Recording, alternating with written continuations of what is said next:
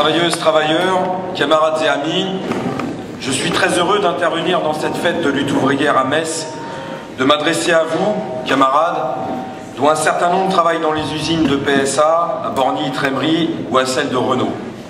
D'autant plus heureux que moi-même je travaille, vous le savez, à l'usine de PSA Aulnay et que là-bas, Étienne vient de le redire, et c'est bien de le redire parce qu'on en est très très fiers, que depuis le 16 janvier, nous sommes en grève et que la production y est totalement paralysée.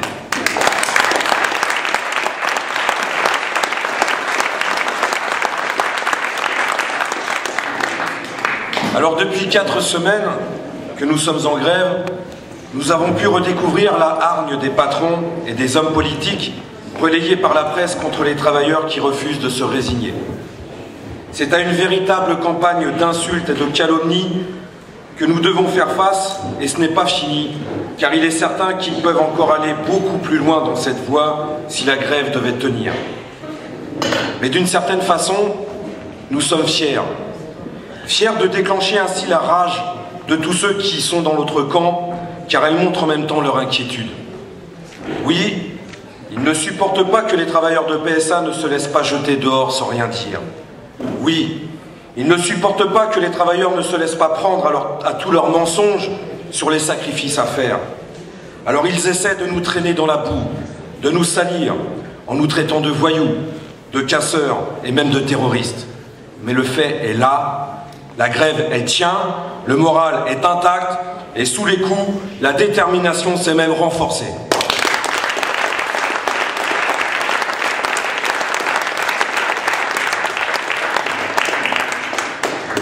Le drame qui vient de se produire à Nantes, où un travailleur au chômage s'est suicidé en s'immolant par le feu, car Pôle emploi venait de lui couper toute allocation, rappelle de façon terrible que les pires criminels dans cette société sont ceux qui ferment les usines, licencient et poussent les classes populaires vers la misère. Depuis 3 ans, il y a eu plus de 1000 entreprises fermées, soit une par jour. Et tout ça pourquoi? Uniquement pour maintenir les profits. Alors oui, nous sommes fiers. Fiers d'être détestés par ces gens-là. Car même en nous battant le dos au mur, nous montrons la voie à suivre. Nous montrons sur quel terrain on pourrait faire reculer le patronat. Et ce serait l'intérêt de tous les travailleurs. Ceux qui connaissent les plans de licenciement comme ceux de PSA, de Renault, de Goodyear, de Virgin, de Sanofi, d'Arcelor, que les luttes ne restent pas isolées. Mais aussi l'intérêt de tous ceux qui ne sont pas encore confrontés au licenciement de se mettre en lutte autour des mêmes revendications. Notre seule perspective, camarades, réside dans une riposte générale, massive du monde du travail.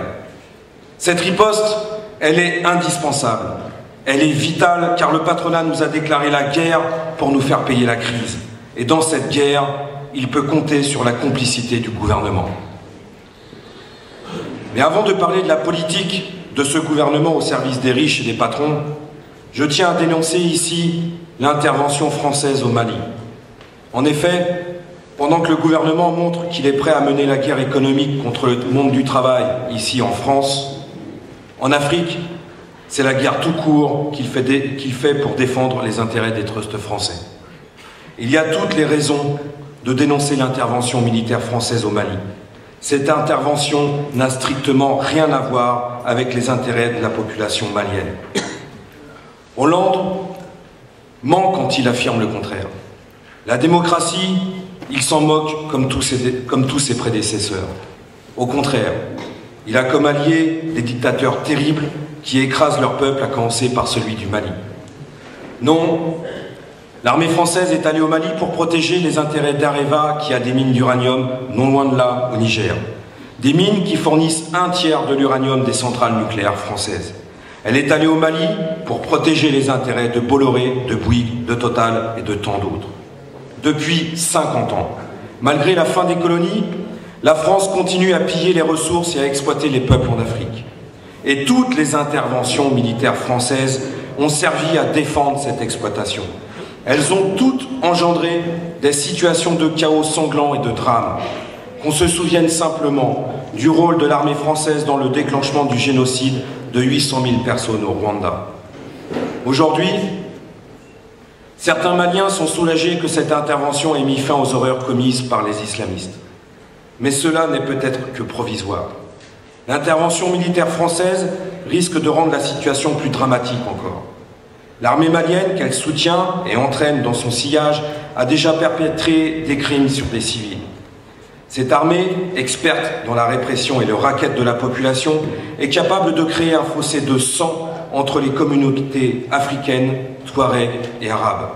Et demain, des massacres pires encore peuvent ravager le pays. Alors nous sommes contre, clairement, la présence des troupes françaises en Afrique. Nous sommes contre l'impérialisme français qui maintient dans la misère absolue les populations d'Afrique et nous dénonçons clairement, fermement, cette gauche en France qui renoue avec son sale passé de guerre coloniale.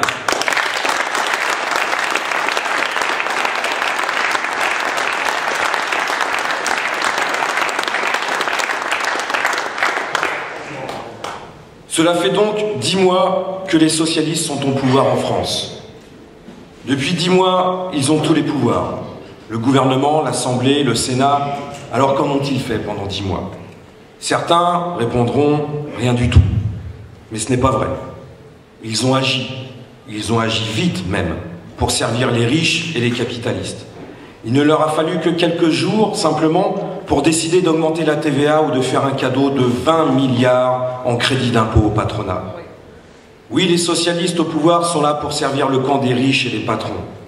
Regardez simplement ce Montebourg, le ministre dit du redressement productif, qui a osé dire que les efforts demandés par la direction de Renault aux salariés étaient modérés. Modérés? Les baisses de salaire de plusieurs centaines d'euros? Modérés? Les 13 à 21 jours de congés volés? Modérés? L'obligation d'aller travailler à des centaines de kilomètres de chez soi dans le seul intérêt du patron? La seule chose qui manque de modération dans cette histoire, c'est la servilité de Montebourg envers les capitalistes, les patrons de Renault comme ceux de Peugeot.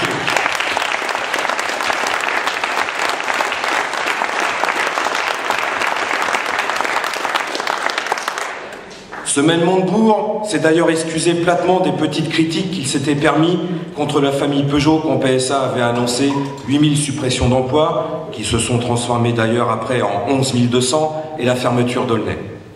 Montebourg, comme héros, prêche la résignation aux travailleurs. Mais ils ne se contentent pas de ça. Ils aident le patronat à nous attaquer, à faire reculer nos conditions de vie et de travail.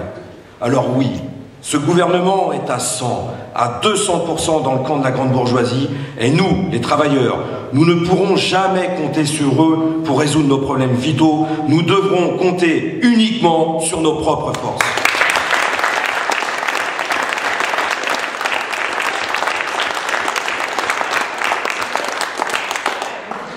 Les problèmes vitaux du monde du travail, vous savez, nous les connaissons tous. C'est d'abord et avant tout celui du chômage. Plus personne ne sait combien il y a de chômeurs dans ce pays, tant les chiffres et les statistiques officielles sont truqués. 3, 4, 5 millions.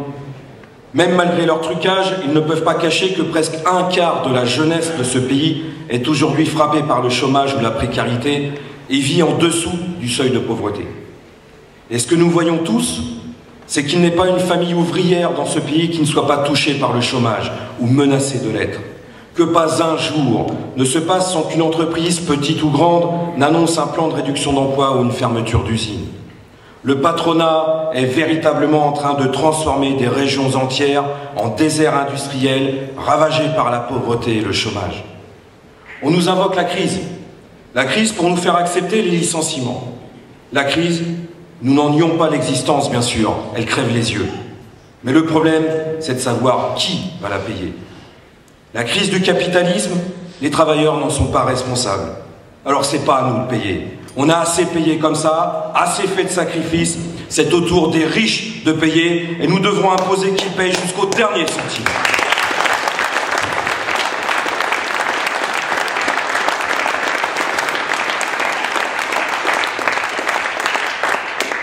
Bien sûr, il existe des petites entreprises étranglées par la crise, par les méventes, par les banques, par leurs donneurs d'ordre que sont les grands capitalistes qui chaque jour resserrent le garrot autour de leur cou.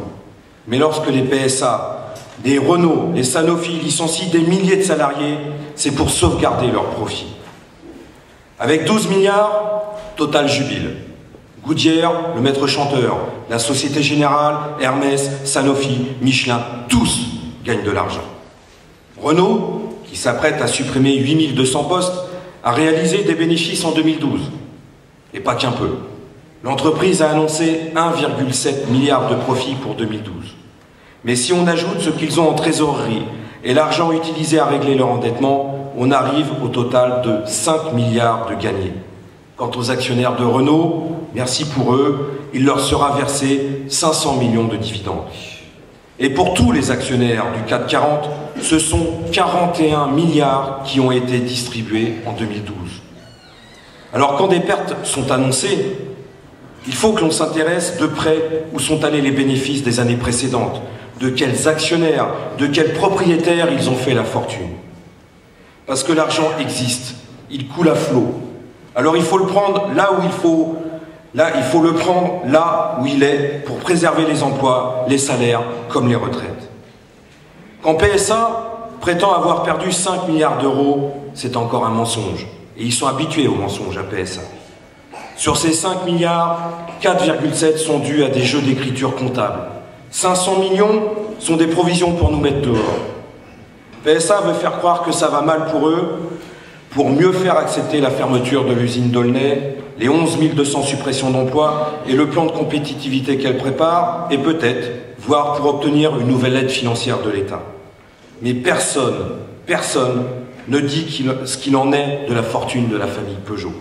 Où sont passés les 6 milliards d'euros encaissés par les actionnaires ces dernières années? Avec la même manipulation comptable, ArcelorMittal, qui ferme les hauts fourneaux de Florange, se paye le culot d'afficher une perte nette de 3,7 milliards, alors que son activité lui a rapporté près de 2 milliards. Nous savons tous aujourd'hui, que l'on soit employé dans une PME ou un grand groupe, que personne, absolument personne, ne peut s'estimer à l'abri de la menace du chômage. Non parce que les entreprises ne font pas assez de profit, mais parce qu'elles estiment qu'elles n'en font pas assez. Pour les plus importants de ces groupes, 1, 2 ou 5 milliards de bénéfices, les actionnaires gavés comme des oies, l'argent qui coule à flot, ce n'est pas assez, ce n'est jamais assez. Depuis quelques mois, ils ont trouvé un nouvel argument qui nous ressasse à longueur de journée, relayé par le gouvernement et une bonne partie des médias.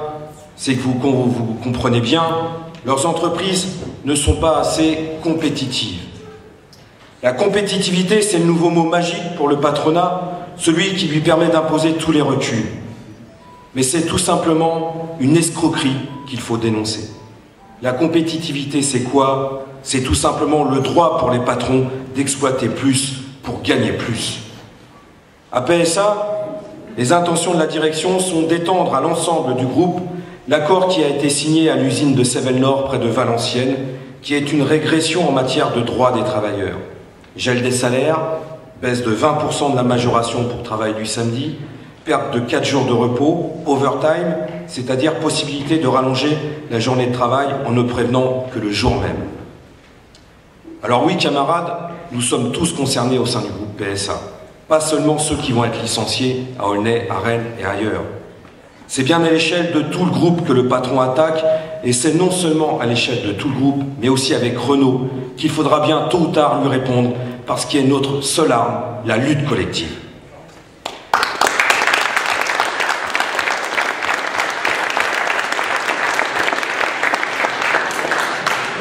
Mais cela dépasse même le secteur de l'automobile. Le patronat cherche à imposer partout des accords dits de compétitivité, de performance. Ces accords représentent des reculs considérables pour le monde du travail, une façon de revenir sur ce que des générations de travailleurs ont arraché par leur lutte. Et les patrons veulent non seulement imposer ces retours en arrière, mais ils veulent en plus le faire avec l'accord des syndicats complaisants, pour ne pas dire serviles. Ils veulent l'abdication totale de ces syndicats sur cette question. Parce qu'avec la signature de ces syndicats, ils espèrent peut-être que c'est toute la classe ouvrière qui aura baissé la tête devant la volonté patronale. Eh bien moi, ces accords, camarades, je les appelle les accords de la honte, et nous n'avons aucun intérêt à les accepter.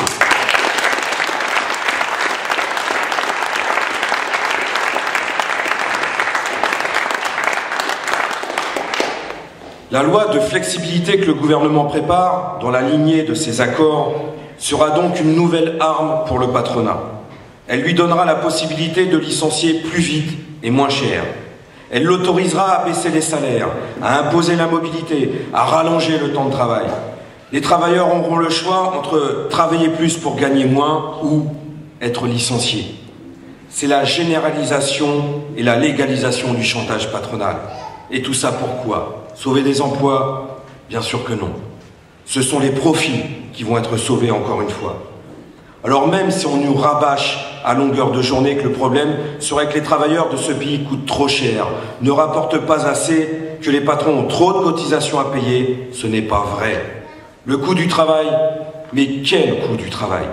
Depuis quand le travail coûte-t-il de l'argent aux patrons? Le travail ne coûte pas, il rapporte. Bravo.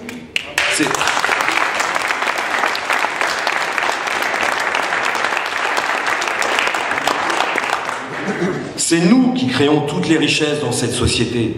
C'est nous qui la faisons tourner. C'est nous qui produisons les marchandises. C'est nous qui le faisons circuler. C'est nous qui gérons les comptes. C'est nous qui faisons leur fortune éhontée. Eh bien, c'est nous, par nos luttes, qui pourrons leur reprendre.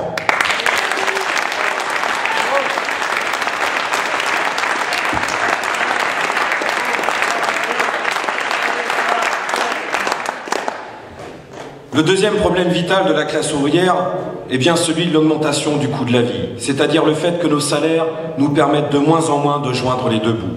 Ces salaires que certains jugent encore trop élevés. Tous les prix flambent. Peut-être que l'INSEE ne le voit pas, ça c'est sûr, mais nous le voyons, parce que mois après mois, il devient de plus en plus difficile de faire le plein de carburant dans la voiture, de remplir les caddies au supermarché, de payer le loyer et toutes les factures, le gaz, le fioul, le dentiste pour les enfants et parfois même la cantine. Oui, les prix flambent et les salaires ne suivent pas. Et là encore, le gouvernement ne fait rien.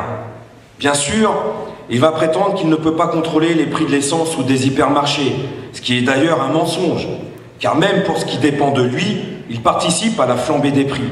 Regardez simplement le prix du gaz, de l'électricité, des transports, tous ces prix qui augmentent infiniment plus vite que nos salaires.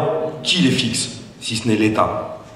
Non seulement l'État laisse les prix flamber pendant que notre niveau de vie diminue, mais il participe à cette aggravation de nos conditions de vie avec sa politique d'austérité pour économiser l'argent qu'il veut offrir à fonds perdus au patronat. Le démantèlement des services publics essentiels à la population, les fermetures d'hôpitaux, de maternités, de classes, de lignes ferroviaires jugées non rentables, le déremboursement de milliers de médicaments, les réflexions en cours sur la diminution des indemnités de chômage, la liste est interminable de toutes les mesures prises par les gouvernements successifs qui frappent le monde du travail et ne frappent exclusivement que lui. Parce que vous savez, les bourgeois, ils ont les moyens d'aller dans les cliniques privées, les écoles privées, de prendre l'avion. Et ça, c'est sûr, ils ne risquent pas de toucher un jour une allocation chômage, parce que pour ça, eh bien, il faut avoir travaillé. Alors le constat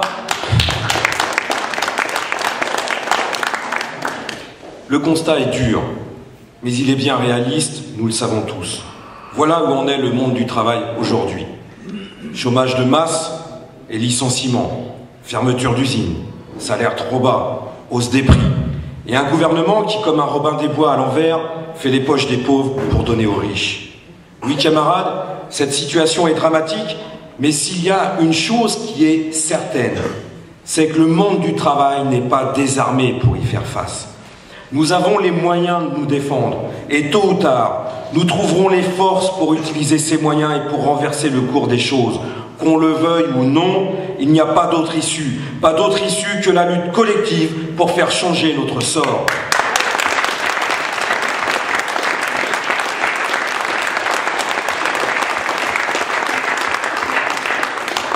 Il y a encore un an, certains ont voulu nous faire croire que le changement allait peut-être venir du changement de gouvernement, du fait d'éjecter l'arrogant Sarkozy. Nous, à Lutte ouvrière, nous ne faisions pas partie de cela, et nous avons voulu mettre en garde les travailleurs par avance, parce que nous savions qu'une fois au pouvoir, Hollande se ferait le serviteur tout aussi dévoué des intérêts du grand patronat. D'ailleurs, nous n'avons pas appelé à voter pour lui. Aujourd'hui, c'est une évidence pour tous.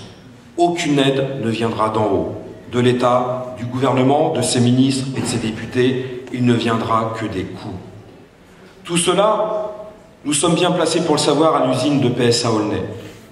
Souvenez-vous déjà, il y a presque 2 ans, du silence gêné et des mensonges de la famille Peugeot et de l'État lorsque la CGT avait publié le document secret qui scellait le sort de l'usine d'Aulnay. Souvenez-vous de ces belles promesses des ministres qui disaient la main sur le cœur, Aulnay ne fermera jamais, ce n'est pas d'actualité. Souvenez-vous de ces ministres socialistes qui, le 12 juillet, au moment de l'annonce de la fermeture, juraient que cela ne se passerait pas comme ça, avant de laisser bien tranquillement la famille Peugeot faire ce qu'elle voulait. Eh bien aujourd'hui, les travailleurs d'Aulnay ont choisi la seule voie possible, celle qui consiste à prendre leur sort en main sans attendre d'aide ni du patron, ni de l'État.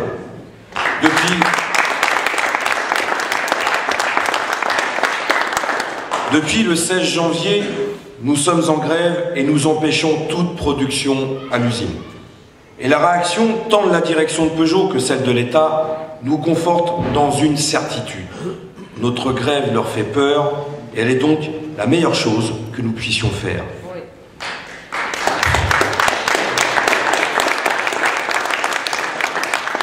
Oui, la grève leur fait peur. Mais vous savez, pas seulement pour le nombre de voitures qu'ils ne peuvent pas produire, et donc ne pas vendre, mais surtout parce que les patrons et leurs hommes de main ont de la mémoire pour leur classe sociale. Ils se souviennent que dans le passé, des luttes de la classe ouvrière ont abouti à embraser le pays. Ils savent que cela peut être dangereux pour leur pouvoir quand les travailleurs commencent à relever la tête. Cette conscience les rend méfiants devant toute lutte, même dans une période où la combativité générale est faible. À l'usine, pour briser la grève, ils ont essayé d'organiser des commandos de chefs, des milices patronales comme dans les années 70 et 80. Alors tous les travailleurs qui travaillent à PSA, ont sans doute les camarades de Borny, de Trémery, ont sans doute remarqué que depuis une semaine ou deux, et peut-être que cette semaine aussi ça va être le cas, des chefs manquent à l'appel. Et il est certain qu'ils ne doivent pas tellement vous manquer. Eh bien camarades, nous sommes très heureux que grâce à notre grève, vous puissiez avoir un peu la paix à leur absence. Mais vous savez qu'ils sont chez nous, à Aulnay, à patrouiller dans l'usine, organisée en groupe de 10 ou de 50, en rang par 2, pour essayer d'impressionner. Et je vous ne parle pas de la centaine de vigiles privés, embauchés en toute illégalité par la direction, des types au crâne rasé, en treillis noir et en rangers. Eh bien ça, camarades, ce sont les méthodes d'un patron qui a peur des ouvriers, mais qui n'a pas peur de voir le gouvernement lui reprocher ses méthodes illégales.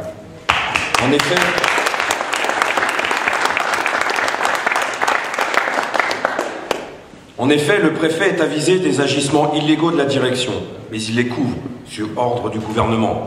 Pire encore, le parquet, c'est-à-dire le ministère de la Justice et le ministère de l'Intérieur, ont fait convoquer 5 de nos camarades devant la sûreté territoriale pour des faits totalement imaginaires. L'État et le patron agissent main dans la main. Pendant que le premier convoque des syndicalistes chez les flics, le deuxième les licencie. 2 de nos camarades ont été licenciés et 4 autres sont toujours sous le coup d'une mise à pied conservatoire préalable à leur licenciement pour fait de grève. Mais les grévistes sont déterminés à ne pas laisser faire la famille Peugeot, ça je vous l'assure. Et la direction enrage de voir que ces menaces, ces sanctions n'entament pas la détermination de la grève. Les militants attaqués ne baissent pas la tête et les grévistes non plus. Ça aussi, ça a été un échec pour la direction.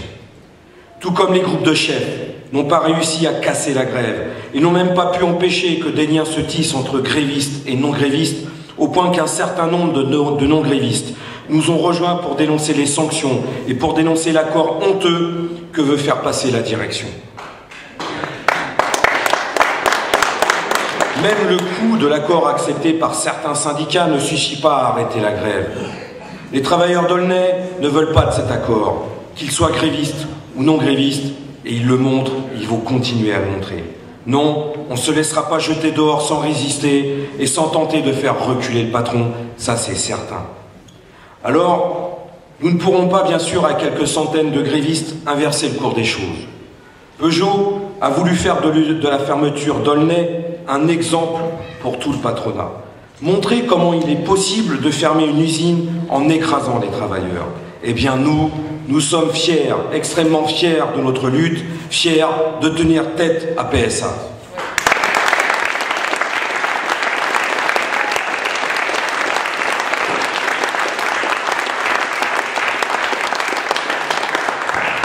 Pendant ces 4 semaines, nous sommes allés voir nos camarades en lutte de Renault, ceux de Goodyear, pour populariser notre grève et pour affirmer notre conviction que nous sommes tous concernés par les attaques du patronat et que la seule façon d'éviter l'isolement, c'est de se battre collectivement sur des mêmes revendications. La crise unifie le monde du travail. Nous sommes tous logés à la même enseigne, tous concernés par les mêmes problèmes, tous frappés par les mêmes attaques. Contre le chômage, contre la baisse du pouvoir d'achat, contre l'austérité qui nous frappe tous de la même façon, nous ne sommes pas désarmés malgré les apparences. Nos seules faiblesses, ce sont nos divisions, entretenues par les patrons, bien sûr, le gouvernement et même les syndicats. Ce sont la démoralisation et la résignation, nées de tous les coups bas et de toutes les trahisons que nous avons dû subir et qui nous poussent à rester l'arme au pied face aux attaques patronales. Mais cela ne veut pas dire que la classe ouvrière est moins forte qu'elle ne l'a été. Ça, il faut s'en convaincre. Il y a toujours dans ce pays des millions et des millions de travailleurs qui représenteraient, s'ils se levaient tous ensemble, une force gigantesque, une force que rien ne pourrait arrêter. Nous sommes toujours la classe sociale qui fait vivre tout un pays. La classe sociale qui, si elle cessait de travailler, paralyserait toute la vie économique et sociale, en plus de tarir d'un seul coup la pompe à fric de la bourgeoisie.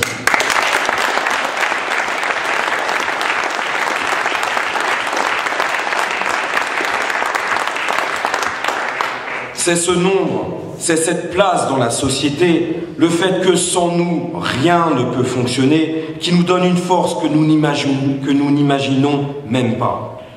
Et notre plus grande faiblesse, c'est de ne pas en être conscient de cette force que nous représentons. Quant à Aulnay, nous voyons comment une simple grève de quelques centaines d'ouvriers déterminés préoccupe jusqu'au sommet de l'État et déclenche contre nous des campagnes de presse hystériques.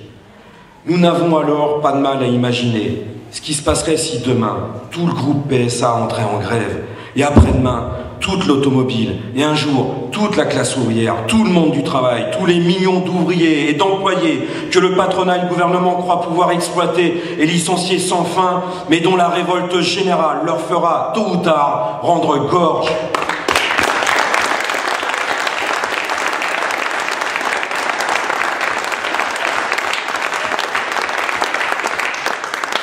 Oui, camarades, nous en sommes bien certains. Les provocations et les coups que distribuent les dirigeants de cette société capitaliste finiront par faire exploser la colère du monde du travail. Et ce jour-là, nous devrons mettre sur nos drapeaux et nos banderoles des objectifs qui en valent la peine, des objectifs qui feront vraiment mal au patronat, qui limiteront son pouvoir de nuisance, qui nous permettront, si nous les atteignons, de préserver enfin notre niveau de vie contre les attaques. Nous devrons imposer l'interdiction des licenciements parce qu'en temps de période de crise, licencier des travailleurs est un crime social. Nous devrons imposer l'indexation des salaires sur les prix, c'est-à-dire le fait que les salaires augmentent au même rythme que les prix, pour ne pas voir, comme c'est le cas depuis des années, notre pouvoir d'achat baisser de mois en mois. Nous devrons imposer le contrôle par les travailleurs des affaires et des comptes de la bourgeoisie, imposer qu'ils ne puissent plus agir en secret, qu'ils ne puissent plus faire leurs sales petites affaires dans le secret de leur conseil d'administration, imposer que soient rendus publics tous leurs comptes, leurs bénéfices, leurs magouilles, leurs fraudes fiscales et même leur fortune personnelle.